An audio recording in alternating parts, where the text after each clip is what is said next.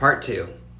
Chuck Johnson continues to make claims about Sloppy Steve Bannon. Chuck Johnson claims that Steve Bannon allegedly had a close relationship and was receiving money from this person named Wang Gui, who was a Chinese oligarch and a Chinese spy for the Chinese government. He says that Bannon was a speaker at various conferences hosted by the iCountry and Chinese affiliated groups. He recalled that Bannon gave a speech in Hong Kong in 2017 and said he believed Bannon was profiting from his contacts after departing from the White House. He said that Bannon's finances would help identify which foreign governments Bannon was involved with. Then he says he expressed concern that J.E. was an iCountry spy.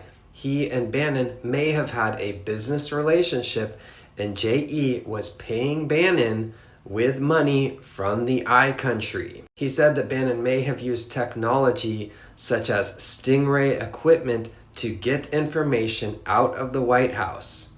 He said Bannon was close to J.E. and that troubled him as the father of a young girl. Then he meets Julian Assange. This will become important in a moment. Then Charles Johnson comes back for a second interview with the FBI. Charles Johnson alleged that this person, Johannes Wallstrom, was tasked to build a back channel between the White House administration and Julian Assange in 2017. He wasn't sure if this was directed by Bannon, but he believed there was an introduction between Wallstrom, Assange, and Bannon. Assange told Johnson at the embassy meeting an iCountry group was involved in the hacking of the emails. Johnson said there was a close relationship between Donald Trump Jr., Sergio Gore, who was a naturalized citizen, an ethnic Russian and Russian spy. He goes on to discuss this man Schwartz again, who he claims was a spy. He says that Schwartz was believed to have set up a back channel with the acting director of national intelligence,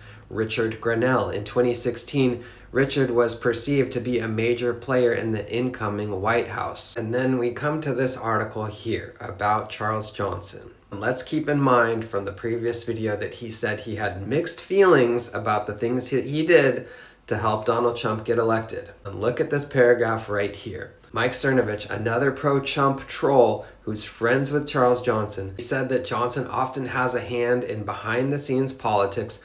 The media really likes to hate on Johnson, Cernovich said, but if they knew how influential he has been in ways they didn't know, it would be kind of mind-blowing. They also asked Johnson in this article if he felt he got enough credit for the election, and he said, not as much as I deserve. It's also worth noting that Chuck Johnson is connected and tied in with Peter Thiel. Now, you might be saying, what does that have to do with the confidential human source that we talked about in the beginning of the first video? Well, I came upon this tweet during my research upon Chuck Johnson, which claims that Chuck Johnson is that confidential human source that spoke to the FBI that made those claims. Allegedly, Chuck Johnson is the one who said that Trump was compromised by the iCountry, that Jared Kushner was effectively running the presidency, that Kushner's family is tied to Russian money laundering, and that Alan Douchebag was an agent who was influencing students such as the Kushners. So, I did not know who this man was until a couple days ago.